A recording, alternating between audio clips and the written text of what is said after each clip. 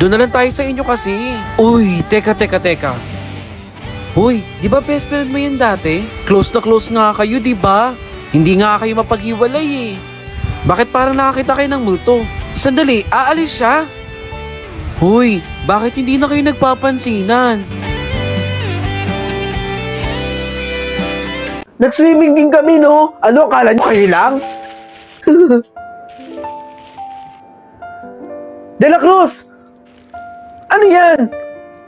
Susuotin mo na naman yung tsinelas mo? Isang buong taon ka na nga walang sapatos na nakaraan, hanggang ngayon, tsinelas pa din. Wala ka bang pambili? Wala kasi akong pambili ng sapatos eh. Eh di sana sinabihan mo kami. Pag-aambagan ka namin. Hindi ba? Kawawa si De La Cruz, wala pa rin talaga pambili ng sapatos. Buti pa ako, at buti pa kayo. Tara na, pumasok na tayo. Required kayong magsuot ng proper PE uniform. Ma'am, concerned lang po ako kay De La Cruz. Paano po siya? Wala naman po siyang pambili ng sapatos eh. Paano si De La Cruz, ma'am? Wala sapatos! Ate Guzman, pwede ba tumigil ka na? De La Cruz! Halika dito saglit! Meron kaming ibibigay sa'yo. Tara! Naiya pa siya. Bakit, Ate Guzman? Ito oh. Pagtsaga mo na lang to. Wala na kasi kami ibang rubber shoes eh. Black shoes lang. Pwede na yan. Sige, dito na kami. Naka-black shoes, tatakbo. Ang lakas talaga ng leader natin eh, no? Dito talaga mag-grouping sa simenteryo. Nakakatakot kaya dito. Ma, pa, sana nandito na lang po kayo. Sana buhay pa po kayo. Para natutulungan niyo po ako. Si De La Cruz ba yun? Wala na siyang magulang? Mahirap po pala talaga mag-isa, no? Babalik po ako dito na nakagraduate na po ako. Maraming salamat po. Tara na. Ma!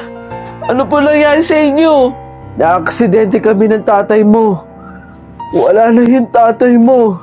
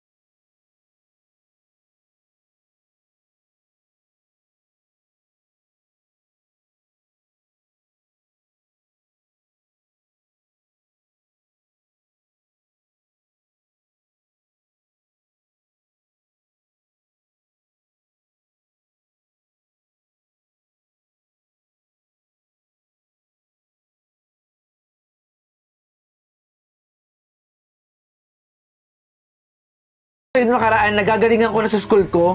Ito po, tignan niyo po yung mga result ng test paper ko. Ang tataas na po niyan compare po sa dati. Tignan niyo po. Kapag ba nakita ko yan, magbabago ba buhay natin? Kapag ba nakita ko yan, may mapapakain ba yan sa atin? Kapag ba nakita ko yan, sa tingin mo aasenso tayo? Hindi po, me. Kaya kung pwede lang, ha, Christian? Wag ka na magkukwento sa akin ng wala kang kwentang-kwentang bagay. Umalis ka nga rito, naiirita ako sa'yo eh. Sige po. Salamat po, ma. Aray ko po. Ilang beses ko ba sasabihin sa'yo na huwag mong papatulan yung mga anak ni Don Pedro? Eh, yung mga anak naman ni Don Pedro yung nahulay, hindi naman po ako. Kahit na. Nakakalimutan mo bang makapangyarihan si Don Pedro? Maraming pera si Don Pedro.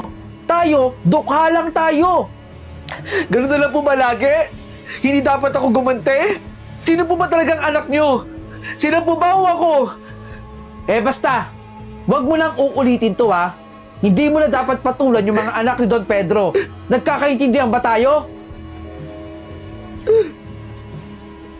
Tapos kwenta dyan sa pula. Ito na po yung Sorry po, ma. Hindi ko po sinasadya.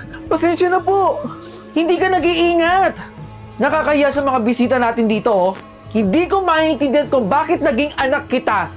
Lahat ng perwisyo, lahat ng konsumisyon, dinadala mo sa akin, Christian. Paulit-ulit ko sasabihin sa sarili ko na sana hindi na lang kita naging anak. Nanghingi naman ako ng sorry sa kanya eh. Pero bakit laging galit sa akin si Mama? Diary ba ni Mama to? Christian! Ma! Bakit hawak mo yung diary ko? Hindi ka dapat nangingialam ng ibang gamit kung hindi naman sa'yo. Totoo po ba yung nakasulat doon? Sabihin niyo po sa akin. Totoo po ba yun? Anong ginagawa ko dito, Don Pedro? Di ba kailangan mo ng pera? Ha? Huwag kang mag-alala. Nakakupit na ako sa mami at daddy ko. Anong gagawin mo sa akin, Don Pedro? Eh di magsasaya tayong dalawa. Ayoko! Ayokong gawin yon. Tara na! Saan mo ko dadalhin, Don Pedro? Sumama ka sa akin. Bitawan mo Sumama ko! ka. Nasasaktan ako! Uy, congrats, De La Cruz. Salamat! Nandiyan na si De La Cruz. Salamat! De La Cruz, magpa-blowout ka naman dyan. Ay, oo naman! Pag nakaluwag-luwag kami sa mismong graduation natin, maghahanda kami. Iimbitahin ko kayong lahat. Pangako yan. Ang lakas mo mag-imbita eh, no? Napakasumero mo. De Guzman? Anong akala mo, ikaw talaga yung valedictorian? Eh, totoo namang sinabi ng teacher natin na ako yung valedictorian, di ba? Dapat ko talaga siyang paniwalaan. Mamaya, magkakaalamanan tayo, De La Cruz, kung sino ba talaga ang tunay na valedictorian dito. Good morning, class. Good morning po, principal. Wala si Sir Cruz ngayon. Ako muna ang papalit sa kanya. I have to make an announcement, class. Mula sa sinabi ni Sir Cruz, nais ko lang humingi ng paumanhin kay De La Cruz sapagkat ang ating valedictorian ngayong taon ay walang iba kundi si De Guzman.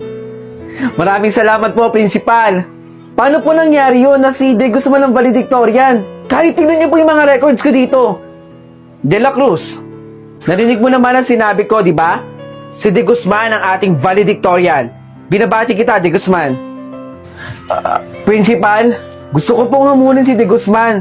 Mag-quiz bee po kaming dalawa. Para mapatunayan ko po sa inyo na ako po ang karapat-dapat na maging valedictorian at hindi si De Guzman. Ano yung pinagsasabi mo? Alam mo, De La Cruz, hindi kita papatulan sa kung anumang hamon ang gusto mong gawin. Kasi hindi ka naman kapatol-patol eh. Mas deserve ko ang valedictorian. Maraming salamat, principal. Pero ma'am, wala na kung ano-ano, De La Cruz. Sige po, Vice. Okay po. O sige, susunod ako sa klase nyo. Sakto, Sir Cruz. Good morning po, ma'am. Katatawag lang ni Vice. Pamangkin niya pala si De Guzman. Pwede mo pa naman bawiin eh. Yung sinabi mo sa klase mo, mas deserve po ni De La Cruz. Alam naman natin na si Vice Mayor ay iipitin tayo sa budget kung hindi natin gagawin valedictorian yung pamangkin niya. Sana maintindihan mo yon, Sir Cruz. Nandito tayo ngayon sa